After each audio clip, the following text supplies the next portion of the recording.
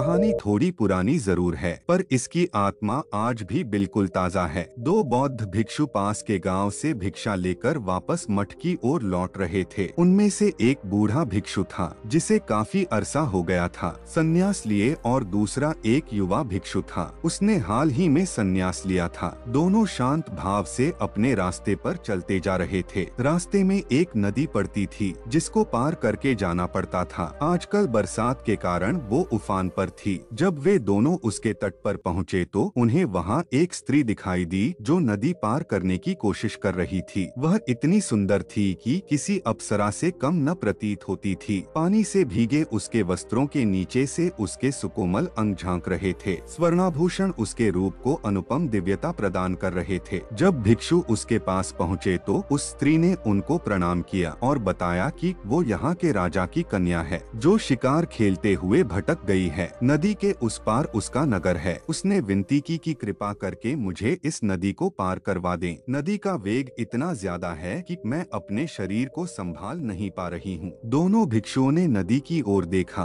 किनारे के उबड़-खाबड़ पत्थर, तल की चिकनाहट और ऊपर से धारा का वेग, कुल मिलाकर उसे पार कर पाना किसी कोमल मनुष्य के लिए अत्यंत कठिन था। परंतु समस्या सिर्फ यही एक नहीं थी, समस्या एक और भी थी। भगवान बुद्ध ने भिक्षुओं को नारी से दूर रहने को कहा था, इसीलिए वो उसको पार नहीं करवा सकते थे। नारी स्पर्श से तो अब तक संचित समस्त साधना एक क्षण में नष्ट हो सकती थी। बूढ़ा भिक्षु अभी ये सब सोच विचार ही रहा था कि युवा भिक्षु आगे बढ़ा। उसने उस स्त्री को अपने कंधे पर उठाया और नदी में उतर गया। बूढ़ा भिक्षु ये सब देखकर हक्का बक्का रह गया। वो भी उसे विस्मय से देखता हुआ पीछे पीछे नदी पार करने लगा। युवा भिक्षु दूसरे किनारे पर पहुंच गया। उसने स्त्री को अपने कंधे से उतारा और उसे विदा दी। वह स्त्री भी उनको प्रणाम करके चली गई। युवा भिक्षु शांत भाव से मठ की ओर बढ़ने लगा। पीछे पीछे बूढ़ा भिक्षु भी तट पर पहुंचा। पहुंचते ही उसने युवा सन्यासी को उपेक्षा के भाव से देखा। बूढ़े भिक्षु की आंखों में क्रोध और दुर्भावना थी। उसने युवा भिक्षु की तरफ मुंह फेरा और शीघ्रता से मठ की ओर पांव बढ़ाने लगा। आवेग में चलते चलते वह विचार कर रहा था कि देखो, एक हम हैं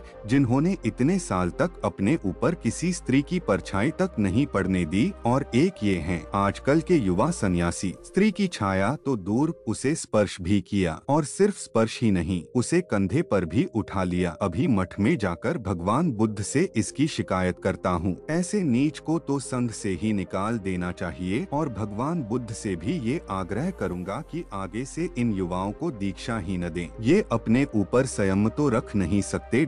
यही सब सोचते विचारते मठ आ गया। वह तेजी से अंदर गया और भगवान बुद्ध से भेंट करने उनके पास गया। बुद्ध शांत मुद्रा में एक वृक्ष के नीचे बैठे थे। बूढ़े भिक्षु ने उन्हें प्रणाम किया और सारा किस्सा सुना दिया कि कैसे उस युवा भिक्षु ने उस स्त्री को नदी पार करवाई। संघ के सभी भिक्षु इकट्ठा हो गए। युवा भिक्षु को बुलाया गया। भगवान बुद्ध ने उससे पूछा कि ये वृद्ध आप पर जो आरोप लगा रहे हैं, क्या वो सत्य है? क्या आपने किसी स्त्री को अपने कंधे पर उठाकर नदी पार करवाई? अब यहाँ उस युवा भिक्षु ने जो उत्तर दिया वो समझने लायक है। उसने कहा, कौन स्त्री? अच्छा वो, हाँ, मैंने उसे नदी पार करवाई थी। परंतु भगवान, मैंने तो उस स्त्री को नदी के उस पार से अपने कंधे पर उठाया और इस पार उतार दिया था। पर ये वृद्ध भिक्षु तो अभी तक उसे अपने कंधे पर उठाए हैं। ये बात सुनकर बुद्ध मुस्कुराए। उन्होंने युवा भिक्षु को आशीष दी और कहा कि सच में किसी कार्य में शारीरिक संलग्नता से कहीं अधिक प्रभावी मानसिक लिप्तता है। युवा भिक्षु ने परोपकार की भावना से उस स्त्री को उठाया, इसलिए उसका मन दूषित नहीं हुआ, जबकि बूढ़े भिक्षु का मन द्वेष भाव से भर गया और वे अब तक अशांत है। सारी बात मन की है, अंदर की है। युवा भिक्षु उस स्त्री को कंधे पर उठाकर भी उससे मुक्त रहे और बूढ़ा भिक्षु उस स्त्री का स्पर्श किए बगैर भी उससे बंध गया। उम्मीद है आपको भी ये बात समझ आ गई होगी। अक्सर हमें अच्छा व्यवहार करने की शिक्षा दी जाती है, जबकि आपका मानसिक आचरण अधिक महत्व रखता है। दोस्तों, यदि मेरी वीडियो आपको पसंद आए तो वीडियो को लाइक और चैनल को सब्सक्राइब करें।